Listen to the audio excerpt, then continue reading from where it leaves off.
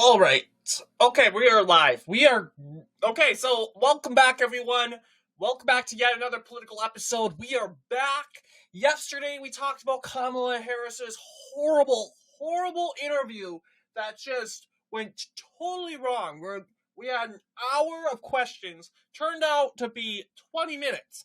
And that interview had to be cut because, of course, it was just too much for Kamala Harris, who can't even imagine this woman who can't even handle a simple interview, being the president of the United States, going to Russia, supposedly. I mean, and sitting across the table with Vladimir Putin or Xi Jinping or Kim Jong Un, being a leader for the country. She can't even handle an interview with Brett Baer. Like, she got so emotional. What a tyrannical woman. Anyway, we're going to be taking a look because the race has completely changed. I wouldn't say it's because of the interview. It just kind of has been changing slowly over the course of time this month. But let's take a look at the current polling situation.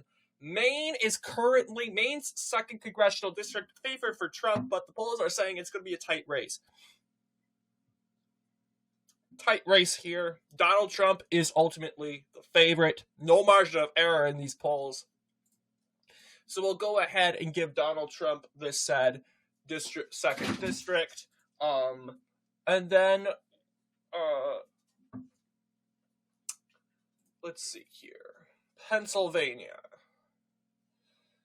Okay, Pennsylvania, like I said, is rebounded, but however, you'll see there is a poll that was dropped by the Bullfinch group that did give Harris a 1 point, but this poll is out of the margin of error. It's even suggesting that there would be a tie between Harris and Trump. But again, not really a huge amount of people in this poll, only 600. But yes, large value. So, yes, so we're going to go ahead and call Pennsylvania for Harris still, even though Real Clear is saying it's going for Trump, ideally. Going to North Carolina, you can see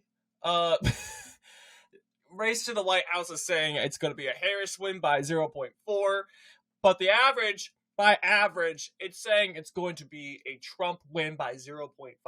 So we'll go ahead and give Trump North Carolina. Georgia, let's see here. Georgia. We're already 538, which is a liberal network, by the way, is predicting that Donald Trump will win Florida. This is huge. Out of everyone, Fox News isn't even predicting that Donald Trump will win Florida. But yes, Georgia. That Georgia would go for Trump. So 1.4. We're going to go ahead and call this here the state of Georgia for Trump.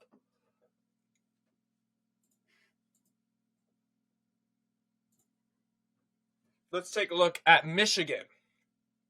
All right, it seems to have... we're at 0.2 for Kamala Harris. These polls haven't been included. 51 to 43%. This is a disaster. Like, what the heck? Look at this poll from the Bullfinch group. Kamala Harris defeats Trump by 51% to 43%. What kind of equal... And then you're supposed to say 6% undecided? This is ridiculous. 6%, like 43. We know this is not going to happen. Then you get another ridiculous poll, 53 to 45%. But don't worry, these polls, they're not going to really be added because it's out of the margin of error, thankfully. 600 value, but it's still in the bag for Harris. Still, unfortunately, Wisconsin. Let's see if things change to Wisconsin. It's tilting more in favor for Trump here. You'll see it's 0.2 now. Here, the Bullfinch group says 3 point for Harris. Yeah, it's out of the margin of error. So we're seeing more and more of these Harris polls. They're getting out of the margin of error. And when you're seeing a Harris poll win that's out of the margin of error, that's not a good sign. It's not. It means, you know what? The possibilities of you winning the state by 3 is really bad. It's out of the margin of error. The possibilities of you winning the state by 2 is bad. It's not going to happen. especially with these poor sample sizes, too. They tend to be out of the margin of error every time it's like below 800, too. So let's go ahead and call Harris. So unfortunately, in reality, Harris still has the Electoral College going forward here. But the good news is we are turning the knob. Arizona still in the hands of Trump, as well as Nevada. Nevada is, let's see here. Yes, yes, these polls, yeah, it's been going back and forth. It's rebounded to 0.9, unfortunately. Specifically this poll right here. This poll too, 800 margin of error, but yes. But don't worry, the chances are if we are doing a October prediction tomorrow, honestly, I'm going to post it out of the blue because I'll post it when I feel like it. It's could possibly, as of right now, look like a Harris victory, simply because we could blame Wikipedia for this. They're just being super slow, not really adding the real important polls. But yes, I do definitely think Trump wins in Wisconsin, unless you really want to count these two polls from the Bullfinch group. But yes, this is what it's looking like right now. But what's Real Clear polling say? What does Real Clear polling? Real Clear polling is predicting that Trump is going to win all of the swing states. That's huge. Huge. Harris still leads in the popular vote, but the most important of them all is, and I'll say it, the swing states, right? Let's see what Real Clear is saying in Pennsylvania. A Trump 0.5. Okay? Looking at North Carolina. North Carolina going for Trump by 1.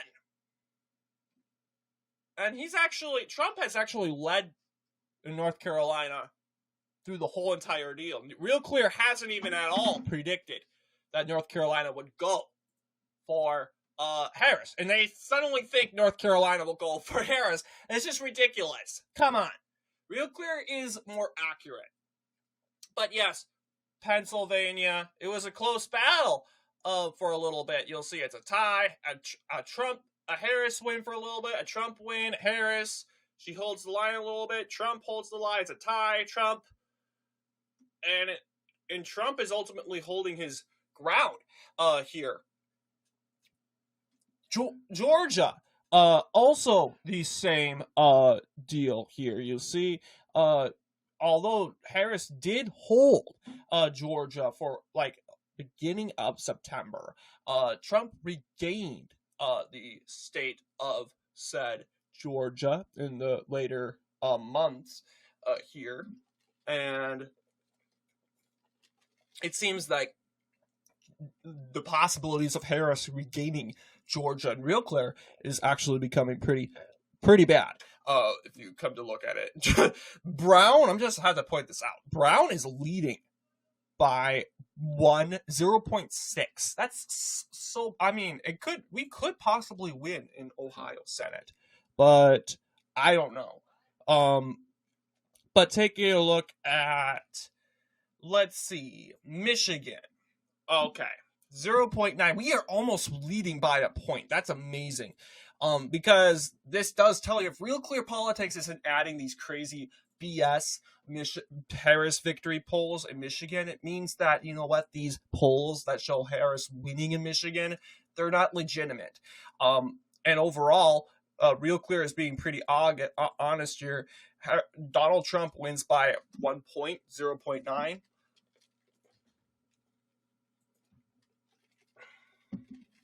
Okay, you take a look at Wisconsin. Okay, we could lose Wisconsin.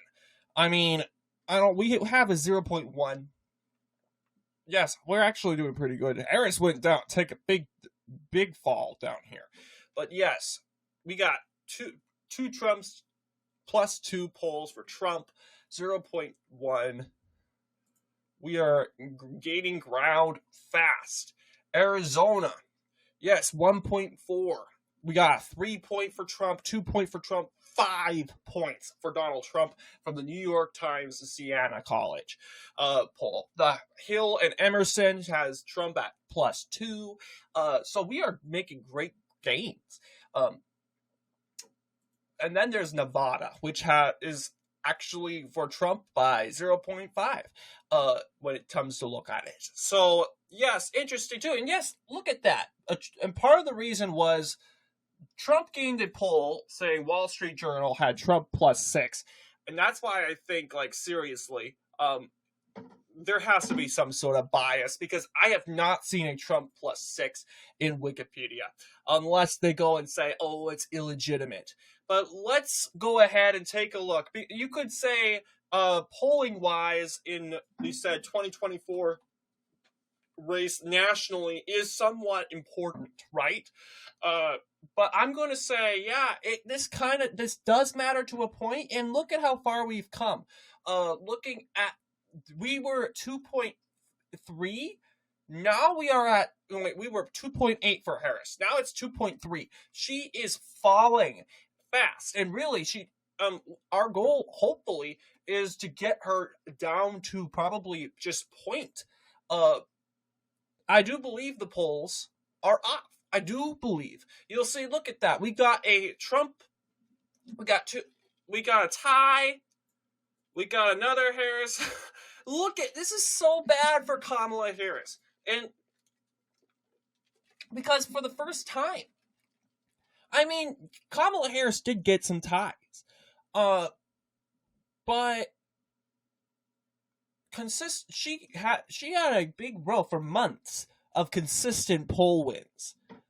Kamala Harris, and yes, sure, you could go ahead and say, oh, it was like beginning of September, it was like that, and then Kamala Harris went and went back and gained some steam, probably from that debate, right? But going forward, now it's actually looking like a tough game. 2.3. You got Trump winning the latest poll by 2. Not the latest, but then you have Kamala Harris winning by 2. So it's looking like a stalemate, but the point is the last Kamala Harris +4 win, we're entering into different territory. What about swing states? Like the polls from the battleground states. Well, we can take a look at that. Top battlegrounds. Okay, Donald Trump is actually leading in the battleground states. You'll see, for a while there, Harris was leading, but barely, from like September. And then Trump takes the lead in late September. And that's the real polls that matter, because you could make an argument saying, oh, half of this is probably because of people from California, Illinois, New York City. They're just blatantly biased for Harris. That you can make that's a fair point. But I'm going to mean it. When it comes to, in this case, the polls and like which ones matter, if you want to know about the nationwide polls, you got to talk about the battleground states, because the battleground states, no one's vote matters. We can all vote. I can vote, but I can pretty much say, you know what? Kamala Harris is going to win Minnesota. It's pretty much safe to say Kamala Harris is going to win Minnesota. That's not going to change. I think if we got my whole entire family out and the whole entire neighborhood voting for this one candidate, Donald Trump, we could challenge that. But chances are pretty high Kamala Harris will win Minnesota. And definitely, if I was from California. Why do I need to vote? Because really, we don't stand a chance in California. California is going for Kamala 100%. She's from California. So that's her state. It's really the states, the people that come from the battleground states, the 7 battleground states. And lo and behold, majority of them, it's been a long streak in the battlegrounds. It's Trump 0.8. You'll see the best battleground state we are gaining in, as of right now, is Arizona. As of right now, October 18th.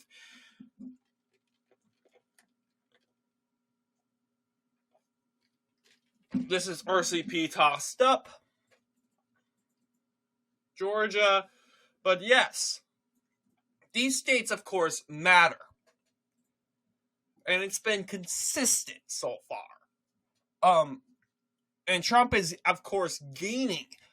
It seems he's been gaining over the course of these battlegrounds. See, on October 11th, he was at 0.4. And he gains 4 points by October 17th. So, a huge game changer. Kinda, to a point. But we still need to focus more on here this more. But yes. So, Donald Trump is gaining in the polls. National polls, I want to know, because obviously they have it here. And you'll see Trump is making a curve here. But I want to know. Real Clear, we know we can trust Real Clear, because Real Clear kicks out the flawed polls. But I want to know Trump versus Harris. All right. And this is very interesting. 7-day period.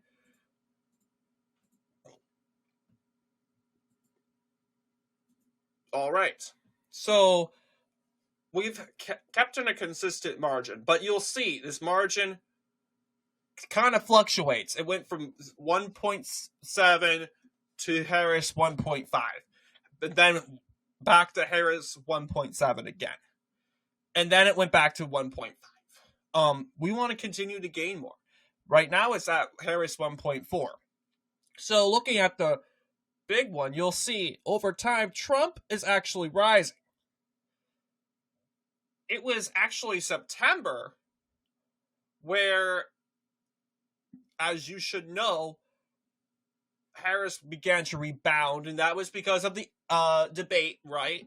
The debate, Harris was sitting at 2 points, and then she begins to fall. Well, in other words, she kind of is staying steady above the line, but more people are deciding, and Trump is getting more decided votes. But ideally, we want to get more of those Trump votes. But what do you guys... we got to get more of those undecided votes. So, you know what? Really, both candidates are under 50%, so we can go head-to-head. But what do you guys think in regards to our analysis tonight? Let me know down below. And as always, I will see you all in the next political episode.